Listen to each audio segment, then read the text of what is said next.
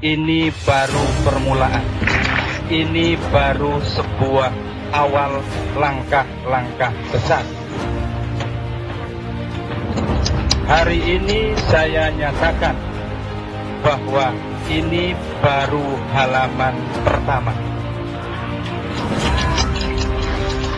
Masih banyak halaman-halaman berikutnya yang akan kita buka dan baca bersama, tentu untuk kebaikan kita bersama.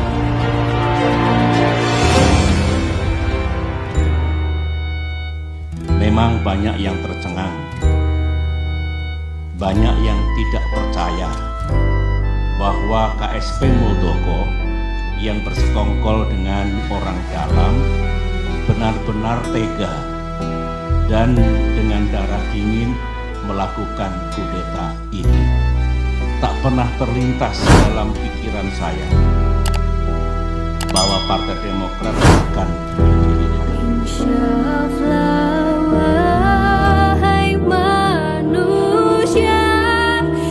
Inilah halaman-halaman berikutnya yang bisa kita baca dan kita bisa pelajari bersama. Saya tidak menganggap bahwa Saudara Anas Urbaningrum adalah seorang sakti. Saya menganggap bahwa Tuhanlah yang sakti melalui kesaktian Anas Urbaningrum. Kita bisa pelajari bersama bahwa ini adalah sesuatu pelajaran gratis buat kita. Bagaimana Anas ditindas, dikonstruksi, kemudian ditenggelamkan hanya karena satu hal. Seorang Anas Urbaningrum yang pada tahun 2010 adalah sosok yang dianggap sebagai the next president, the next leader of this nation. Apa yang terjadi hari ini terhadap Partai Demokrat adalah kata-kata Anas Urbaningrum yang masih saya ingat secara detail di pengadilan, membuat saya merinding. Anas Urbaningrum berkata, pembalasan Tuhan bisa jadi akan terjadi dalam sesaat atau terjadi dalam jangka waktu lama. Bisa jadi dicicil atau datang sekaligus. Bisa datang hari ini atau datang di masa depan. Apa yang dialami oleh SBY hari ini dengan Partai Demokratnya adalah bukti bahwa logika alam sedang bekerja. Saudara-saudaraku, inilah pelajaran bagaimana suatu etika, suatu norma, suatu adab yang dilaksanakan secara sewenang-wenang pada akhirnya akan memakan tuannya sendiri.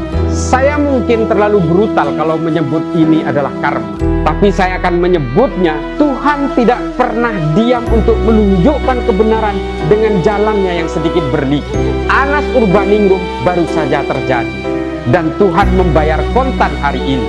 Anas betul-betul dihancurkan, ditenggelamkan sejadi-jadinya. Ketika itu orang-orang menghujat Anas Urbaningrum, tapi ternyata Tuhan tidak diam. Seorang Anas Urbaningrum akan dibela oleh Tuhan dengan memberikan pembalasan kepada orang-orang yang menenggelamkannya. Inilah pelajaran gratis itu untuk kita. Apa yang diutarakan oleh Anas Urbaningrum ketika itu, halaman-halaman berikutnya itu adalah pelajaran terbuka bagi kita sekarang. Bisa jadi ini adalah halaman kedua, belum juga halaman ketiga, belum juga halaman keempat. Dosa-dosa itu memang tidak pernah dicatat manusia. Malaikat yang mencatatnya. SBY seringkali membawa nama Tuhan, tapi sebenarnya Tuhan belum tentu berpihak kepadanya. Tuhan bisa berpihak kepada siapa saja, tapi yang jelas Tuhan tidak akan pernah berpihak kepada para penindas, kepada totalitarian, kepada orang-orang munafik yang menyembunyikan segala kejahatannya dengan jubah-jubah kebenaran. Pada akhirnya ketika Tuhan berkehendak, tidak ada orang yang sanggup menghalaunya.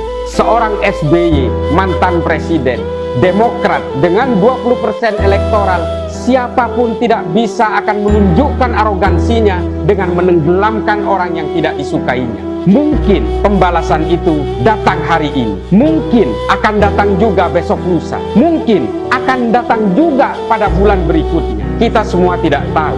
Kepada SBY maupun Partai Demokrat yang saat ini berhasil digusur lewat KLB, saya kira tidak perlu merata. Pelajaran-pelajaran itu telah Anda dapat.